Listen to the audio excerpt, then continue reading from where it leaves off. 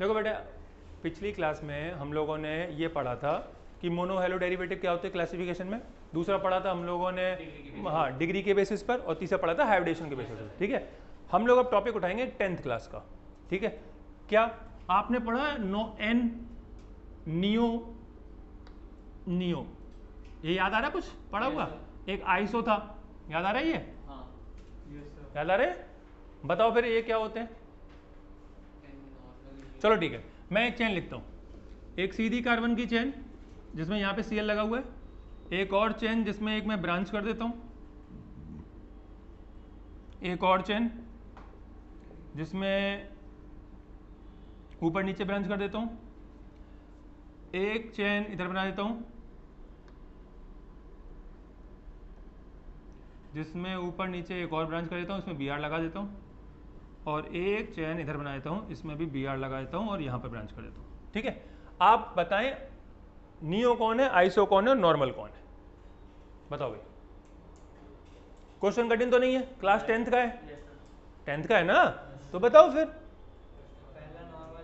पहला नॉर्मल है, बिल्कुल सही बात है, ये एन है। ठीक, और ये कौन सा है? आइसो। पक्का? ठीक है, लो जैसा तुम बताओगे मैं भी वैसा लिख रहा हूँ। ये आइसो लिख दिया, और बताइए। ये नियो, ये भी आइसो, ये भी आइसो, ये भी आइसो, दोनों आइसो हो जाएंगे। कैसे हो जाएंगे भाई? वो नियो होगा, ये आइसो होगा। अच्छा, ये नियो ये आइसो। 10th सही से पढ़ी नहीं लाला, कोरोना में पास हुए मुझे लगता है 10th में, है ना? सुनो, नहीं नहीं सुनो मेरी बात सुनो। देखो ऐसा है कि सीधी चेन है, इसमें एक ब्रांच लगी हुई है, ऐसे को हम क्या बोलते हैं? आइसो। ये बात बिल्कुल सही है।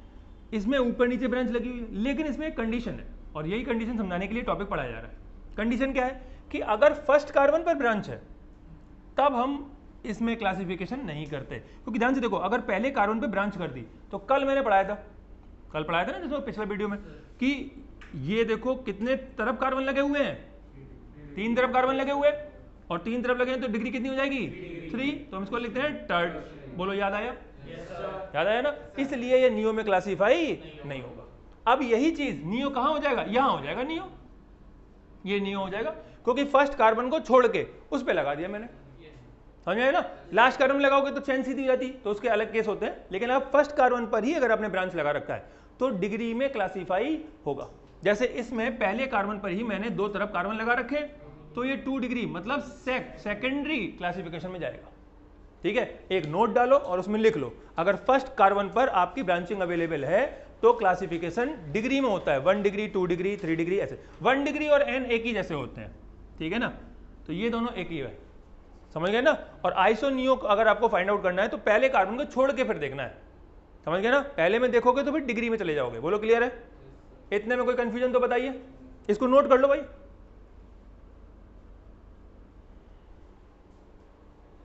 हो गया?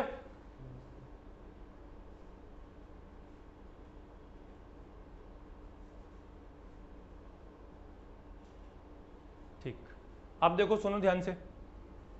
हो गया होगा, ये छोटी सी बात है। ठीक है, अब देखें, एनसीईआरटी लाए हो? तो फिर निकाल लो, फिर क्या अंदर रखे हुए कर रही है। एनसीईआरटी निकालो बेटा। उसमें पहली टेबल देखो 10.1 के सामने वाली, इंडेक्स का क्वेश्चन है 10.1, उसके सामने एक टेबल दी होगी, देखो, ओपन करो फटाफट।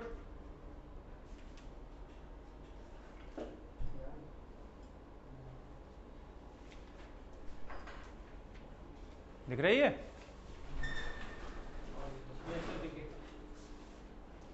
अब ये 10.1 के सामने देखो बेटा, बैठ जाओ। 10.1 के सामने आपको टेबल दिख रही है सबको? बुक है आपके पास? नहीं लाए? फिर क्या करने आए? बारात में आए हो यार? आप पढ़ने आए हैं, आप बुक नहीं लेके आए? बताइए, मैं आपके लिए बुक भी लेके आऊँगा? थोड़ी जिम्मेदारी तो अपनी भी होती है। आप लोग अगली क्लास से बुक, जब तक हम लोग ये चैप्टर पढ़ रहे हैं ऑर्गेनिक, आपको बुक जरूर लानी है भाई, क्योंकि इसमें क्वेश्चन तो हैंड टू हैंड वहीं लगते रहते हैं। समझ में आया ना? समझ गए ना? इसलिए बुक जरूर रखिए कल से। ठीक है, देखिए एक आपको समझा रहा हूँ। अब इस टेबल में आप देखो ध्यान से, कॉमन नेम, हाँ यही वाली कॉमन नेम में बीच में देखिए लिखा हुआ है सेकेंडरी, नियो, आइसो। देखिए बीच में दिख रहा है लिखा हुआ? तुम ये वाली बुक ले लो, शहनवाज देखो इसमें दिख रहा है बेटा? हाँ है ना। आपको जो इनके नाम दिए गए हैं इनको ओपन करके चेक करके देखना है, चेक करके देखना है कि ये सही लिखा है गलत लिखा है, या आपको समझ में आ पा रही बात की नहीं आ पा रही, समझ गए ना? ठीक है, तो देखो पहला कैसे लिखा हुआ है उसको मैं समझा रहा हूं, ठीक है, उसको आप देखते जाओ।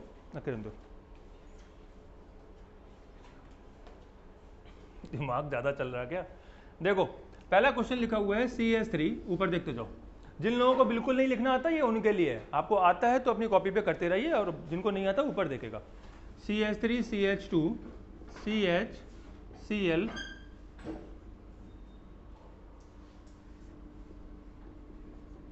CS3, मान लीजिए ये लिखा हुआ है, ठीक है ना? अब देखें इसको समझें, जब ब्रैकेट में Cl लिखा हुआ है इस बात का क्या मतलब है? हाँ देखो इधर तो तुम्हारे तीनों हाइड्रोजन लगे हुए हैं, और इधर भाई इधर 3 हाइड्रोजन लगे, 1 बॉन्ड लगा है, तो कार्बन के 4 बॉन्ड हो गए। अब Cl इस पे तो लगा नहीं सकता, तो देखो कम किसके हैं, देखो इसके 2 और 2 4, और इसका एक ये रहा, एक ये रहा, और एक हाइड्रोजन, इसका मतलब इसी का कम पड़ रहा ना। इसका मतलब ये है कि Cl इसी पे लगा हुआ है, देखो ध्यान से, CH2 CH Cl और CH3, बोलो ऐसे लिख सकते हैं कि नहीं? इससे चारों इसके पूरे हो जाएंगे। अब इस स्ट्रक्चर को उठा के ऐसा कर दो, समझ गए ना? ऐसा है ना, ऐसे ले आओ, तो कैसा हो जाएगा? CH3 CH Cl CH2 CH3, बोलो हो जाएगा। अब इस कार्बन पे एक तरफ यहाँ कार्बन लगा हुआ है और एक यहाँ लगा हुआ है, लगा है, तो कितने तरफ लगा हुआ है? 2 तरफ, तो 2 डिग्री हो गया कि नहीं? और 2 डिग्री क्या लिखते हैं? सेक। अब देखिए कॉमन नेम में क्या लिखा हुआ है इसके, सेक लिखा कि नहीं लिखा? तो बात समझ में आ गई ना, सेक कैसे आता है? अभी कोई कंफ्यूजन नहीं। इसी तरीके मैं आपको अगला बताता हूँ। अगला वैसे खुद से ट्राई करके एक बार देखो, पहले देखो ट्राई करके खुद से, चलो चलो ट्राई करो ना। हो पाया कुछ? नहीं? चलो देखो कोई बात नहीं। देखिए पहला मैंने समझा दिया, पहला सभी को समझ में आ गया? ठीक है, टेबल में देखते जाइए, टेबल में है ये, ठीक। हर छोटी से छोटी बात समझते हुए निकलना है। अगला है CH3 का होल थ्राइस, C, उसके बाद क्या बेटा? CH2Br, CH2Br। अब देखो ध्यान से, इस कार्बन पे 2 हाइड्रोजन है, 2 बॉन्ड पहले से ही बने हुए, 4 हो गए, काम खत्म। इस कार्बन के 2 बॉन्ड दिख रहे हैं, बाकी दिख नहीं रहे, इसका मतलब जो कुछ भी लगा है इसी कार्बन पर लगा है। चलो ओपन करते हैं इसको, तो देखिए CH3 C, इसके एक ऊपर CH3 लगा दो, एक नीचे CH3 लगा दो, इधर आगे CH2 लगा लो, और इसके आगे Br लगा दो। तो फर्स्ट कार्बन को छोड़ दिया, सेकंड कार्बन पे ऊपर नीचे 2 लगा हुआ है, तो बताइए क्लासिफिकेशन कौन सा होगा? ट्राई। गिर गए थे क्या कल? ट्राई कहां से आ गया? नियो होगा, ठीक है ना? हाँ नियो, अभी समझाया था ना आपको, ऊपर नीचे लगा हुआ है तो क्या होता है? नियो होता है, और पहले कार्बन पे नहीं लगा होना चाहिए, बताया था ना? तो अब लिख लो फिर, क्या है देख लो, चेक कर लो उसमें क्या लिखा है, नियो लिखा है। बात समझ आ गई ना, नियो कैसे हो गया? हाँ है ना, ठीक है। अगला करें? तो बहुत आसान है, इसमें कुछ है नहीं, स्ट्रक्चर ओपन कर लेंगे तो आपको वैसे समझ में आ जाएगा। मैं फिर से बता दे रहा हूँ, पहले कार्बन पर छोड़ देना है, दूसरे कार्बन पर या उसके आगे किसी भी कार्बन पर देखना है कि अगर ऊपर नीचे स्ट्रक्चर है तो नियो है, और एक ही तरफ ब्रांचिंग चल रही है तो फिर आपका क्या हो जाएगा? आइसो हो जाएगा। अगर फर्स्ट कार्बन पर ही ये सब चल रहा है तो फिर डिग्री में क्लासिफिकेशन चलेंगे। बोलो क्लियर है ना? ठीक, कोई कंफ्यूजन? ठीक है, अगला देखते हैं। अगला है CH3, क्या है CH3 का? CH3 का होल थ्राइस CBr। अब देखो भाई, इसका स्ट्रक्चर बन पाएगा या नहीं बन पाएगा? बन जाएगा। अब इसमें तो कोई सोच रही नहीं, इसी कारण पे लगा हुआ है, तो इसको ओपन कर लो बेटा। C, इधर CH3, ऊपर CH3, इधर भी CH3, और इधर Br। तो बताओ क्या हुआ? ये 3 डिग्री टर्सरी हो गया, ठीक है, इसीलिए इसमें लिखा हुआ है टर्ट। टर्ट मतलब टर्सरी। अब तो समझ में आ गया ना क्यों लिखा हुआ है, कोई कंफ्यूजन नहीं होना चाहिए, ठीक है ना? चलिए आगे देखते हैं। अगला, इसको हटा रहा हूं, लिख रहे हो ना तुम? हाँ लिखते जाना साथ साथ, समझते जाइए, साथ साथ लिखते जाइए, बिना लिखे कोई काम नहीं होने वाला। अब चलो ऊपर देखो, CH2 double bond CH Cl, सीधा है ना? Cl। देखो भाई ऊपर, ये मैंने कब पढ़ाया था? कल पढ़ाया था, ये कल वाली क्लास में था ना। पहला कार्बन जिस पे हैलाइड लगा हुआ है, उसी कार्बन पे क्या लगा हुआ है? डबल बॉन्ड लगा हुआ है। ये कौन सा हाइब्रिडेशन हो गया? sp2, हाँ है ना? कार्बन जिस पे हेलोजन लगा है उसी कार्बन पर, वो कार्बन कैसा है? sp2 हाइब्रिडाइज है, या उसी कार्बन पर डबल बॉन्ड भी है। तो बताइए इनको क्या बोलते हैं? विनाइल, विनाइलिक हैलाइड, ठीक है ना? क्लोराइड Cl लगा है, क्लोराइड लगा दो तो हैलाइड लिख दो, जो भी करना है आपको, ठीक है। Cl लगा था, क्लोराइड लिख दो। बोलो बात समझ आ गई ना? हाँ है ना? ये कल बताया था मैंने आपको।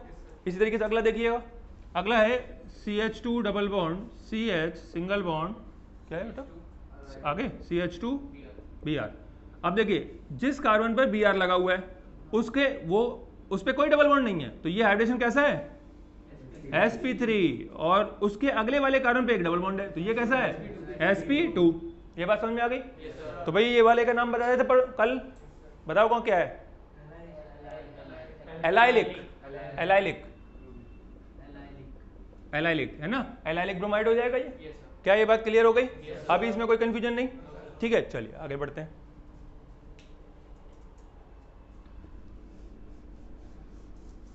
अब देखें अगला, अगला है मान लीजिए बेंजीन बना हुआ है, जिन लोगों को ऑर्थो मेटा पैरा नहीं आता, बताओ भाई पहले इसमें ऑर्थो कहाँ है, मेटा कहाँ है, पैरा कहाँ है?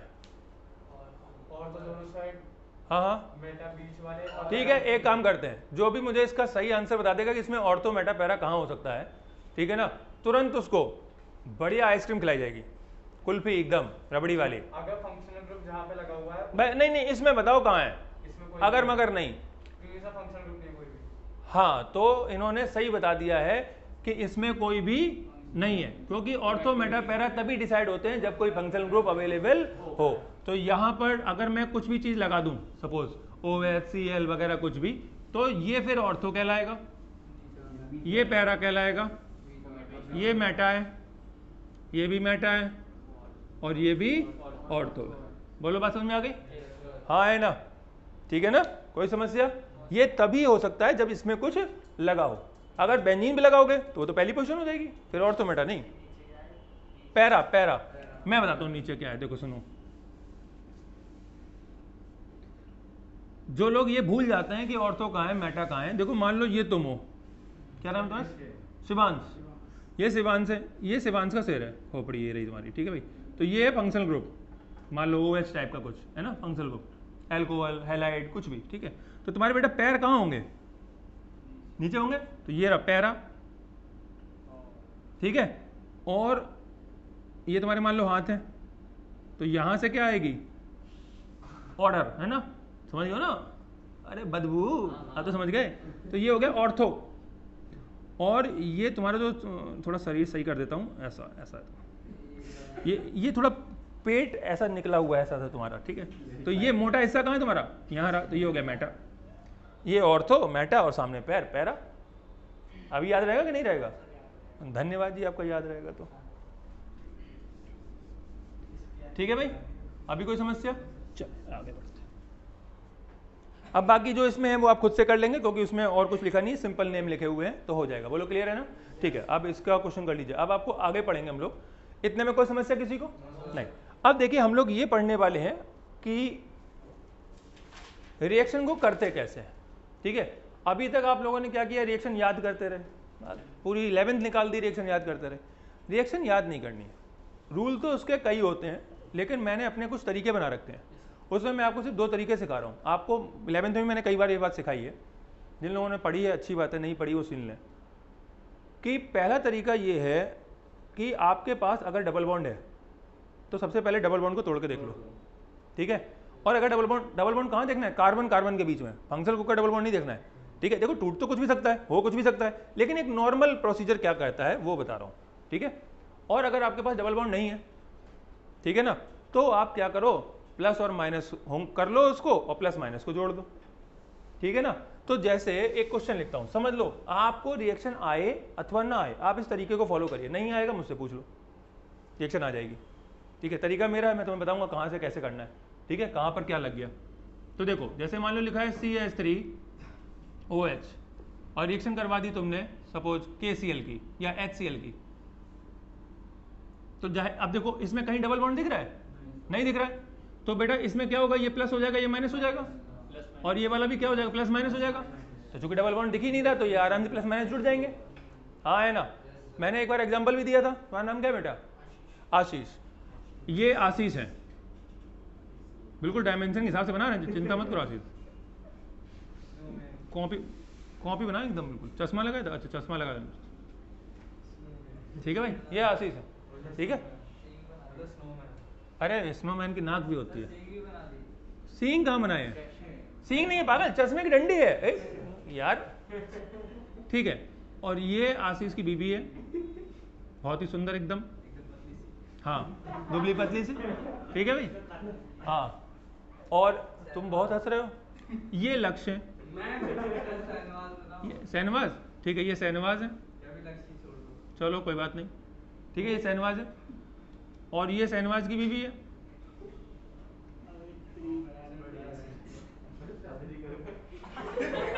बेटा शादी, तुम्हारा तो निकाह होगा शादी कहाँ होगी तुम्हारी? ये वो ऊपर देखो, बात सुनो, बात समझा भाई। अब देखो इसको मैं समझ लूँ, ये प्लस है, ये माइनस है, और ये शहनवाज प्लस है और ये माइनस है, ठीक है भाई। तो देखो सुनो जानते, अब बात सुनो बेटा, ये दोनों लोग गए पार्क, दोनों फैमिली पार्क पहुंच गई, ठीक है। तो इसने देखा इसको, हाँ भाई साहब कहा एकदम जोड़ीदार, भावनाएं बहने लगी एकदम। तो भाई साहब ये इसको लेके भाग गया, ठीक है ना, दोनों भाग गए, दोनों की तोन टकराती जा रही हैं लेकिन भागते जा रहे हैं वैसे एकदम जहर भाग रहे हैं। देखो, और तुम्हारी है पैर आगे की तरफ पड़ गए यार, पीछे होना चाहिए ना, एकदम भाग रहे हैं, ठीक है। ये हाथ है, देख रहे हो, सेट भाग रहा है एकदम बिल्कुल। अब बेटा ये फिर इसके साथ भागेगा, शहनवाज की तो खुल गई किस्मत, हाँ देखो अब कह रहा आप शादी करेंगे तो भाई शहनवाज इसके साथ भाग गए, बात समझाई ना, बस ये इतनी सी बात है, इतनी छोटी सी बात। ये जो प्लस है, क्या ये इस प्लस के साथ जुड़ सकता है? कोई संभावना ही नहीं है, क्योंकि प्लस प्लस तो रिपेल करते हैं। अब तुम सोचो कि क्या ये शहनवाज को लेके भाग सकता है? क्या करेगा भाग के? क्यों शहनवाज नहीं जाना ना? हाँ नहीं जाना है शहनवाज कह रहा मैं अकेले भाग जाऊंगा ठीक है। तो ये इसके साथ नहीं जा सकते और ये इसके साथ पहले से ही है, तो ये किसके पास जाएंगे?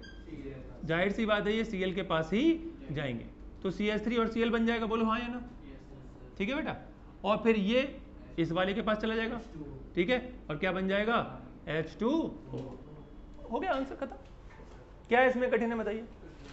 जब आपकी बहुत सारी रिएक्शन इतनी सरल सी बात से हो सकती हैं तो हमें उनको कॉम्प्लिकेट करने की क्या जरूरत है?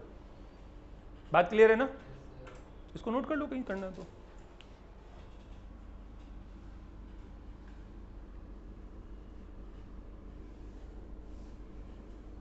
अच्छा एक बात और भी हो सकती है, जरा उसको भी समझ लेते हैं। एक मिनट रुको, इसको हटा देता हूं। मान लीजिए रिएक्शन में 2 से ज्यादा कंपोनेंट पड़े हो, तो ये भी समझ लो, CH3OH प्लस KBr या NaBr ले लो, NaBr प्लस H2SO4, H2SO4 या H3PO4, ये भी सही है, चलो H3PO4 ले लो, H2SO4 भी ले सकते हैं, ठीक है ना। Ki के साथ कुछ कॉन्सेप्ट होता है, यहाँ पर तो कुछ नहीं है। अब देखो सबसे पहले आपको इसको प्लस माइनस के फॉर्म में लिखना आना चाहिए, ठीक है ना। हम लोग अभी आगे प्रोसेस में यही सीखेंगे कि प्लस माइनस में कैसे लिखते हैं। तो ये वाला तो बिल्कुल आसान है, प्लस और माइनस, और ये वाला भी बिल्कुल आसान है, प्लस और माइनस। अब इस वाले को थोड़ा सा लिखने का प्रोसीजर बदलेंगे, तो इसको लिखेंगे H और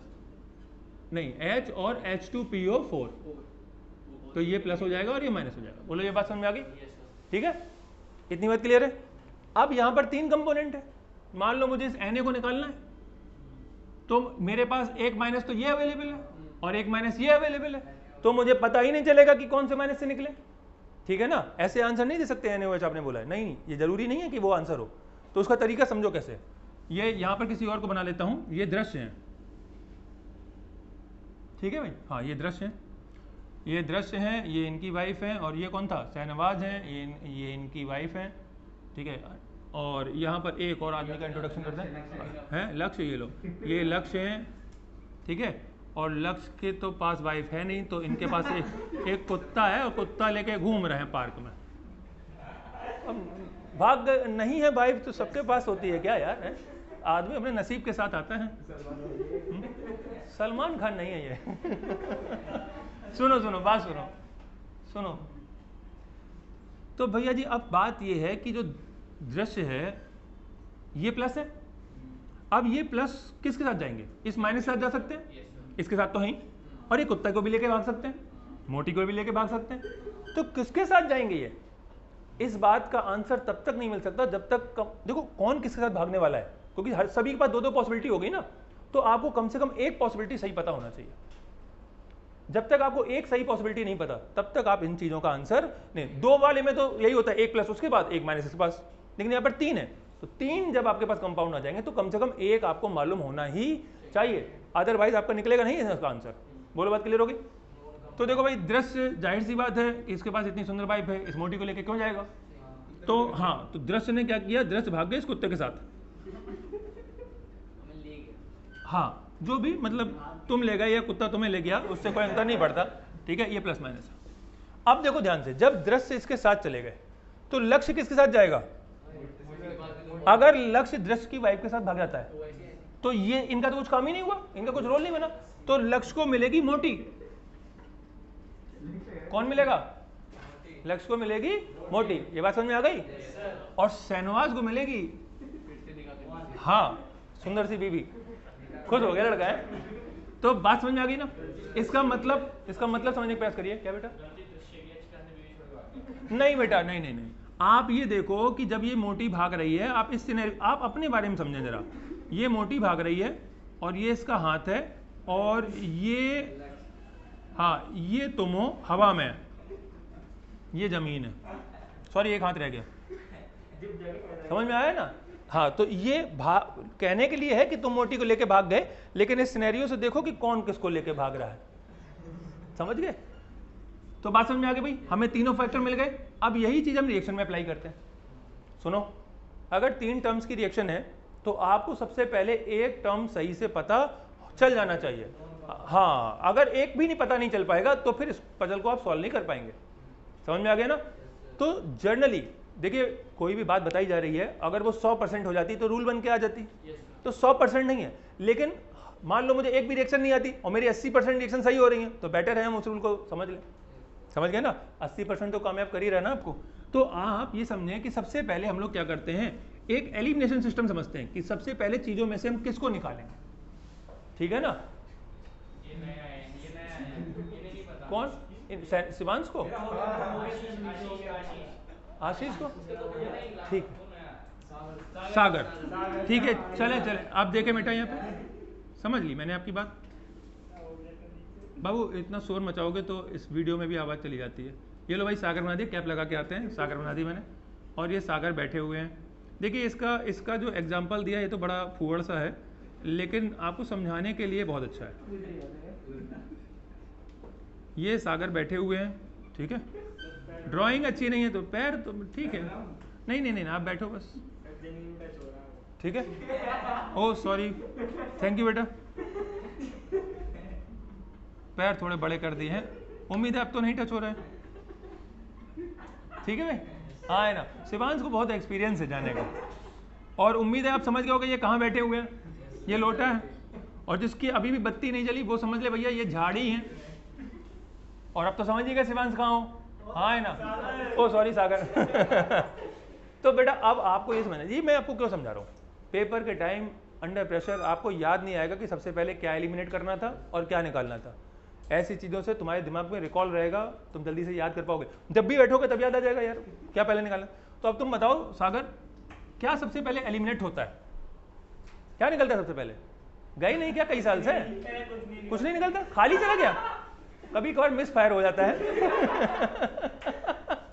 क्यों भाई, मिस फायर हो गया क्या? तुम्हारा पड़ोसी जाता है क्या? अरे अपने कुछ काम तो खुद ही करने पड़ते हैं, बताओ। नहीं नहीं नहीं नहीं, नहीं। देखिए टॉपिक मजाक में चलता है, लेकिन टॉपिक अपने पाथ से डाइवर्ट नहीं हो रहा है, आप टॉपिक पर ही हैं। बताइए, हाँ सबसे पहले वाटर एलिमिनेट होता है।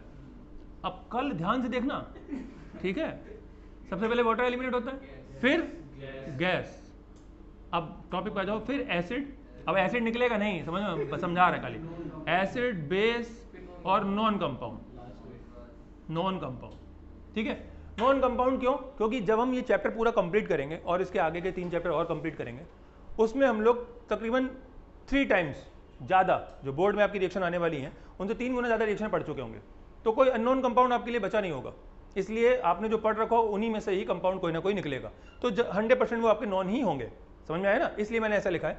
अगर वाटर निकलने की प्रोबेबिलिटी है तो 99 तो 95% मान लो कि सबसे पहले हम वाटर को एलिमिनेट कर देते हैं। कभी कभी ऐसा होता है कि वो नहीं निकला, कुछ और निकल गया, ठीक है, हमेशा नहीं हो पाता, लेकिन मेजॉरिटी ऑफ टाइम इसी सीक्वेंस को हम फॉलो करते हुए चलते हैं। मैं फिर से कह रहा हूं, मेजॉरिटी ऑफ टाइम हम इसको फॉलो कर सकते हैं, ये हमेशा के लिए नहीं लिखा है, समझ गए ना। लेकिन आपको कुछ नहीं आ रहा तो कम से कम 80-85% रिएक्शन सही जा रही है तो बहुत है।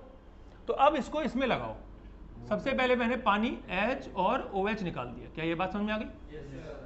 ठीक है, अब ध्यान से देखना, ये प्लस इस माइनस से निकल गया, तो अब ये वाला प्लस इस माइनस से निकल जाएगा, तो ये क्या बारात में आए थे, इनका भी तो कुछ ना कुछ यूज करना है। तो ये जो CH3 है, जाहिर सी बात है ये इससे नहीं निकलेगा, ये किससे निकलेगा जाके, इस Br से निकलेगा, बोलो हाँ है ना। तो क्या होगा, ये Na और ये H2PO4 निकल जाएगा, बोलो बात समझ में आ गई। तो क्या बन जाएगा, देखें, एक बन जाएगा CH3Br, साथ में बन जाएगा HOH और साथ में बन जाएगा NaH2PO4, ठीक है, K के साथ भी बन सकता है Na। बोलो इतना क्लियर है, कोई कंफ्यूजन? तो फिर इसको नोट कर लो और ये तरीका याद रखना, ठीक है। और तुम ध्यान से ऑब्जर्व करो कि क्या हो रहा है, ठीक है। हाँ, कल रिपोर्ट करना, मिस नहीं होना चाहिए। लिख लिया बेटा इतना? सबने लिख लिया? चलो फिर आगे बढ़ते हैं। देखो मैं फिर से आपको समझा रहा हूं, इन दो प्रोसीजर को हम लोग फॉलो करेंगे। जहां पर ये नहीं लग रही होगी वहां पर मैं आपको बता दूंगा वहां पर क्या फॉलो करना है, फिर आप उसको फॉलो करते रहिएगा। 10 चैप्टर में हम ये सब समझ लेंगे कि किस रिएक्शन में कैसे कैसे क्या क्या फॉलो करते हुए चलते हैं। कोई दिक्कत है इसमें? पक्का? ठीक है, चलो आगे बढ़ते हैं, इसको हटा दो। अब कल याद तो आएगा ना? हाँ है ना? हाँ, रोज बैठोगे तो रोज रिवाइज हो जाएगा। क्या कह रहे हो? हाँ, तुम रोज सुबह बैठ के याद करते हो, फिर क्या होगा? क्यों भाई? देखो अब हम लोग प्रिपरेशन सीखेंगे, preparation of alcohol, sorry halide था ना, preparation of halo alkane, halo alkane की प्रिपरेशन सीख रहे हैं, ठीक है। तो ये कई तरीके से बन सकता है, कई तरीके से बन सकता है। तो पहले हमें क्या करना है, एक मैप समझ लेना है, ठीक है ना, कि हम किन किन पॉइंट पर इनको बना रहे हैं, जिससे आपको दिमाग में रहेगा कि हम चैप्टर को कैसे रीड आउट करने वाले हैं। अगर आपको दो मैप, इसमें दो मैप बनाए मैंने, तो दो मैप अगर आपको याद रहेंगे तो आपका काम आसानी से हो जाएगा। बोलो इतने में कोई समस्या? ठीक है ना? आप सुनिए, इतनी बात क्लियर हो गई। अब देखो मैंने आपको क्या समझा रहा हूँ कि जैसे इस चैप्टर को, इसमें क्या हिस्से हैं, हम लोग पहले प्रिपरेशन पढ़ते हैं। चैप्टर को समझे कैसे पढ़ेंगे, प्रिपरेशन पढ़ ली हमने, फिर हमने उसकी पढ़ ली फिजिकल प्रॉपर्टी, केमिकल प्रॉपर्टी, और वो टॉपिक वहाँ पे खत्म हो जाएगा, ठीक है। चैप्टर है हेलो एल्केन और हेलो एरीन्स, तो पहले ये सब हम चीज़ें पढ़ेंगे हेलो एल्केन के लिए, फिर ये पढ़ेंगे हेलो एरीन्स के लिए, समझ गए ना। तो प्रिपरेशन में इसकी 4 प्रिपरेशन है। पहला है फ्रॉम एल्कोहल, ऐसा नहीं कि दुनिया में 4 ही है तो बहुत सारी, सिलेबस के हिसाब से बता रहा हूँ, ठीक है। फ्रॉम एल्कोहल, दूसरा है फ्रॉम हाइड्रोकार्बन,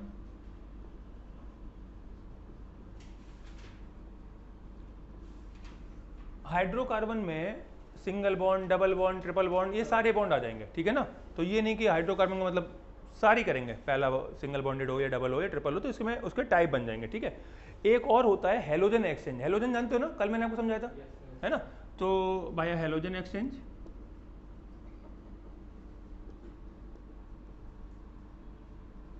और एक है from silver salt of acid.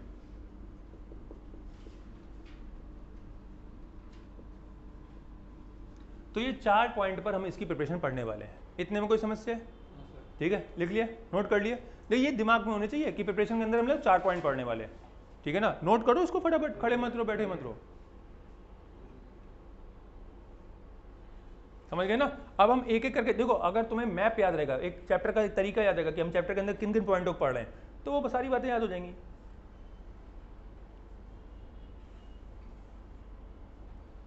हटा दूं, बहुत देर हो गई, कब तक करते रहोगे। अब एल्कोहल से स्टार्ट करते हैं। फ्रॉम एल्कोहल, इसका मतलब हम एल्कोहल पर ऐसी रिएक्शनें करवाएंगे जिनसे हमारा क्या बन जाए, हैलाइड बन जाए।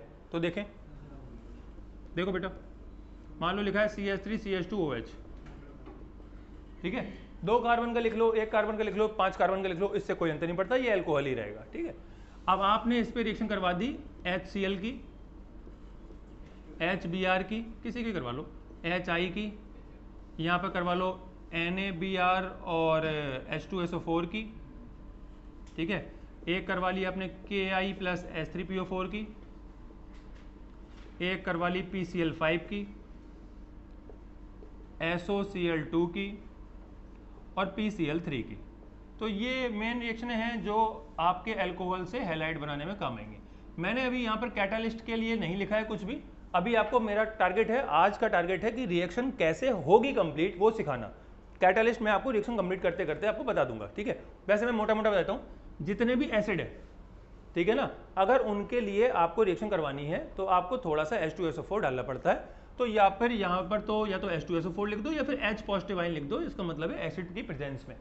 तो इन सभी में आप H पॉजिटिव लिख दें या फिर H2SO4 लिख दें। इवन H2SO4 की रिएक्शन में भी थोड़ा सा H2SO4 डालना पड़ता है, लेकिन हम जब H2SO4 पहले से ही ज़्यादा से डाल रहे हैं तो उसमें थोड़ा अलग से डाल के क्या कर लोगे, तो इसलिए उसको दिखता नहीं है, लेकिन तरीका यही है कि उसको कैटालिटिक फॉर्म में इस्तेमाल होगा। क्या ये बात समझ में आ गई? इसमें कोई कन्फ्यूजन है क्या? तो अब भैया जी ऐसा है, यहाँ से लेके ये वाली 1 2 3 4 5 रिएक्शन खुद से करनी है। स्पीड बढ़ाओ, तुरंत करके दिखाओ, तुरंत स्पीड बढ़ाइए। तब तक भैया मैं इसको पॉज कर देता हूँ। आप तो कर लिया होगा ना? ठीक है, चलिए तो फिर अब चेक करते जाते हैं। देखिए सबसे पहले इस एल्कोहल की रिएक्शन इससे करवाएंगे। दो कंपोनेंट हमारे, तो ठीक है। देखो ये ऊपर देखो बेटा, ये प्लस और माइनस हो गया और इसको भी प्लस माइनस कर देंगे इस तरीके से। तो उम्मीद है आंसर बता पाओगे। तो चलो आंसर बोलो। CH3CH2 लिख दो यार, CH3CH2 Cl प्लस H2। कोई समस्या है? सॉरी क्या? कोई अंतर नहीं पड़ता, HOH H2O सब एक ही जैसे हैं। अब इसको करवा दो, Br लग जाएगा, CH3CH2 Br प्लस H2O, है ना। इसमें I लग जाएगा, CH3CH2 I प्लस H2O, ठीक है।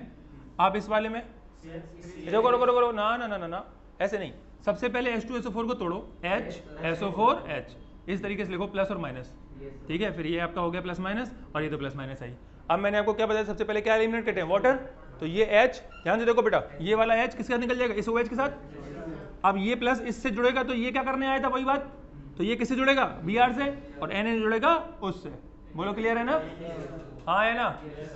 क्लियर, ठीक है। तो लिख देते हैं CH3CH2 Br प्लस NaSO4H लिखो, क्योंकि हाइड्रोजन का सिंगल बॉन्ड होता है ना, तो बीच में मत डालो, साइड में लिखो, और प्लस H2O। बोलो क्लियर है? कोई कंफ्यूजन वाली बात नहीं है। अब देखो यहाँ पर एक और बात समझनी है। मैंने यहाँ पर H2SO4 की H2SO4, इसको ऐसे लिख दो, साफ साफ लिख देता हूँ थोड़ा सा। मैंने यहाँ पर H2SO4 नहीं इस्तेमाल किया, H3PO4 इस्तेमाल किया, ठीक है। तो इसका भी एक रीजन है। अगर मैं यहाँ पर Br लिखूँ, सुनो बेटा, अगर मैं यहाँ पर Br लिखूँ तो यहाँ पे मैं H2SO4 का इस्तेमाल कर सकता हूँ, Cl पे भी, है ना। लेकिन अगर मैं आयोडीन लिख रहा हूँ तो आयोडीन के साथ H2SO4 Ki के साथ नहीं चल पाएगा, ठीक है, रिएक्शन फिजिबिलिटी नहीं आएगी। इसलिए मैंने H3PO4 लिया है। अब क्यों नहीं आएगी, अगर मैं करवा दूं तो क्या हो जाएगा, ये हम लोग रीजनिंग वाले टॉपिक पे पढ़ेंगे, ठीक है ना। तो यहाँ पे आप एक हल्का सा मार्क बना लो कि यहाँ पर एक छोटा सा रीजनिंग क्वेश्चन है, ठीक है ना। तो देखेंगे इसका आंसर क्या बनेगा बेटा, बोलो। CH3CH2, एक बच्चा बोला करो बेटा, CH3CH2 I प्लस, क्या एक बच्चा नहीं बोल सकता, K H2PO4, ठीक है। अब देखिए ये 5 आपकी हो गई। अब ये जो 3 है ये अलग स्टाइल से होंगी, तो इनकी स्टाइल समझ लेनी है, लिख लेनी है, और जिसको दिक्कत हो रही है वो अपना पूछ लेगा, ठीक है। तो देखें PCl5 की स्टाइल क्या है उसको समझ लें। यहाँ पे मैं लिख रहा हूँ, ध्यान से देखें बच्चे, ध्यान से देखो, CH3CH2OH ऐसे लिख दिया। सबसे पहले ये समझ लो कि चाहे किसी से भी बॉन्ड बन रहा हो, किसी से भी, एल्कोहल हो, एल्डिहाइड हो, कीटोन हो, फलाना हो, टिकाना हो, जो मैं तो तरकीब सिखा रहा हूँ वो सभी पे एप्लीकेबल है और सभी पे लगाना है, ठीक है। तो सबसे पहले इसके 2 हिस्से कर दो, ऐसे इस तरीके से तोड़ो कि एक O बीच में आ जाए, H किनारे हो जाए और कार्बन का ये इधर हिस्सा इधर आ जाए, ठीक है। इतने में कोई समस्या? पक्का? हाँ भाई, तुमको समझ में आ गया? ला बेटा इसको हमें दो। ये पेन की चटर पटर करते रहते हैं क्योंकि इनकी आदत है, झुंझुना सा बजाते रहते हैं, कुछ ना कुछ बजाने के लिए चाहिए। मान लो किसी दिन तुम अकेले बैठे हो और तुम्हारे पास कुछ नहीं बजाने के लिए, तो तुम क्या बजाओगे? आवाज नहीं आएगी। हाँ शांत रहो, शांत रहो। तो बेटा जब आप ध्यान से पढ़ रहे हैं तो उसमें चटर पटर है ना, पूरा फोकस यहाँ लगाओ, ठीक है ना। और अगर कोई समस्या है तो आप वीडियो खत्म होने के बाद बताओ, ठीक है, देखेंगे सब लोग मिलके देखेंगे, सॉल्व करेंगे तो समस्या। तो देखो इसके दो हिस्से कर लेना है, एक O एक तरफ H एक तरफ कार्बन, बोलो क्लियर, ठीक है ना। अब सबसे पहला नंबर डालना है आपको इधर, दूसरा नंबर इधर और तीसरा नंबर इधर, ठीक है। आपके पास PCl5 है, एक क्लोरीन बेटा यहाँ लिख दो, ठीक है। PCl5 की करवा रहे हैं ना, एक क्लोरीन यहाँ लिख दिया, एक क्लोरीन कहाँ लिख दो, यहाँ लिख दो। अब क्या बचा हमारे पास, PCl3 बचा, तो यहाँ पे लिख दो PCl3, बोलो क्लियर, ठीक है। तो देखो बेटा क्या बन गया, एक हमारा ये कंपाउंड बन गया CH3CH2Cl, एक इधर बन गया HCl और एक बन गया POCl3, ठीक है। तो मैं इसमें लिख दूंगा CH3CH2Cl plus POCl3 plus HCl, ठीक है। अब एक और बात समझ लो, PCl5 की आप जब भी रिएक्शन करवाओगे तो आप इसी प्रोसीजर को फॉलो करेंगे। अगर किसी कारण से आपका ये कंपाउंड ना बन पाए तो लगभग आप मान लेना कि आपकी रिएक्शन गलत हो गई। आपका POCl3 और HCl तो निकलेगा ही निकलेगा, और ना निकल रहा हो ना तो तुम मान लेना कि तुम ही गलत हो, समझ गए ना। हाँ है ना, 99.999% तक ये निकलेगा ही निकलेगा, चाहे यहाँ पे अल्कोहल ना लिखा हो, कुछ और भी लिखा हो, तब भी अगर वो निकलेगा। वो नहीं निकलना ना तो तुम फिर रिएक्शन को चेक कर लो एक बार, कहीं गड़बड़ हो रही। बात क्लियर हो गई। अब इसी स्टाइल से SOCl2 का होता है, तो ये वाला खुद करके दिखाओ। पहले नंबर पे Cl, दूसरे नंबर पे Cl, बचा हुआ बीच में, सबको खुद से करनी है। चलिए करिए, अब मत करना, ठीक है, जल्दी से करके दिखाओ फटाफट स्पीड में। अभी देखते हैं। इस बात का फिर से ख्याल रखिएगा, POCl3 HCl निकलेगा ही निकलेगा अगर PCl5 की रिएक्शन हो रही है तो, ठीक है ना। इतने में कोई दिक्कत है किसी को, ठीक है, लिखते जाओ फटाफट और SOCl2 करके दिखाओ। चलिए बताइए। हाँ देखो देखो, मैं एक बार लिख देता हूँ, एक बार Cl यहाँ लिख दिया मैंने, ठीक है ना, एक बार Cl उधर लिख दिया, जो बचेगा वो यहाँ लिख दूंगा, तो बचा है मेरे पास SO, तो क्या बन गया, बोलो बेटा, CH3CH2Cl और प्लस SO2 और प्लस HCl, हो गया क्लियर, कोई कंफ्यूजन। तो ये दोनों एक ही स्टाइल से होते हैं, अब इनको ध्यान रखिएगा, और हमेशा इनका यही स्टाइल रहेगा, ये नहीं कल को कुछ नया लेके आ जाओ, ठीक है ना। जब भी रिएक्शन करवानी है, इस चैप्टर में, अगले चैप्टर में, या कहीं पर भी, आप इसी को फॉलो करिएगा, ठीक। PCl3 का और देखेंगे, PCl5 और SOCl2 एक ही स्टाइल, इन दोनों का एक ही स्टाइल है। PCl3 है ये, PCl कहाँ है। चलिए अगला देखें, कुछ प्रॉब्लम है क्या, ठीक है। CH3CH2OH, ठीक है, इसके एक हिस्सा करना है जिसमें OH उधर साइड और ये काउंटर इस साइड, ठीक है, और एक नंबर इसका, दो नंबर इधर। अब Cl सारी इधर ही लिख दो, तीनों Cl यहाँ लिख दी, इधर बचा P, ठीक है। अब देखो यहां से जब बॉन्ड टूटेगा तो बॉन्ड तो खुला एक, और Cl लगने के लिए हमारे पास है 3, तो एक बॉन्ड में 3 तो लग नहीं जाएंगी। तो इसका मतलब क्या करें, या तो इन Cl में से कुछ हटा दो जो कि हट नहीं सकता, या फिर इनकी काउंटिंग बढ़ा लो। ये बढ़ सकता है क्योंकि टेस्ट ट्यूब में कोई एक मॉलिक्यूल तो डाला नहीं होगा, तो बहुत सारे पड़े होंगे। तो मैं इसके कुछ और मॉलिक्यूल ले लेता हूँ, CH3CH2OH, ठीक है, और CH3CH2OH, बोलो क्लियर। इसको थोड़ा छोटा कर देता हूँ, ठीक है ना। अब देखो हमारे पास 3 पॉइंट हो गए लगाने के लिए, बोलो हाँ है ना। तो तीनों पॉइंट पे एक एक Cl आ जाएगी, तो क्या बन जाएंगे, 3 मॉलिक्यूल CH3CH2Cl, बोलो हाँ। और बेटा देखो ये क्या बन गया हमारा, H 3 हो गए, एक P हो गया और O 3 हो गए, तो ये बन गया H3PO3, H3PO3, याद आ गया, ठीक है। अब ये बात भी याद रखिएगा कि कभी भी PCl5 की रिएक्शन हो रही है तो उसमें H3PO3 की रिएक्शन होगी ही होगी, मतलब वो रिएक्शन नहीं, सॉरी, H3PO3 बनेगा ही बनेगा। बात समझ आ गई ना। और अगर वो ना बन पाए तो फिर तुम रिएक्शन अपनी चेक कर लो, बोलो क्लियर। अभी अल्कोहल वाला टॉपिक कंप्लीट हो गया है, कोई डाउट लग रहा है तो पूछिए। हाँ बेटा, 4 होता ही नहीं है, कंपाउंड अपने हिसाब से थोड़ा बनेंगे। फॉस्फोरस की बैलेंसी भी तो होती है ना, रुकिए बता देता हूँ, कोई बात नहीं। फॉस्फोरस के आउटरमोस्ट में कितने इलेक्ट्रॉन, 5, तो मेजोरिटी ऑफ बैलेंसी क्या शो करती है, तो ये 3 इलेक्ट्रॉन ले लेगा, हाँ है ना, 3 इलेक्ट्रॉन ले लेगा तो 3 की शो कर देगा, या 5 छोड़ देगा तो 5 की शो कर देगा। अभी आगे चल के पढ़ोगे कि PCl5 भी असल में नहीं होता, सिर्फ PCl3 ही होता है, PCl5 आयनिक फॉर्म में चलता है, वो आप आगे पढ़ेंगे। ठीक है ना, यहाँ तक किसी को डाउट, दिक्कत, परेशानी? ठीक है, टॉपिक कंप्लीट हो गया है। कोई दिक्कत लग रही है तो पूछ लीजिए।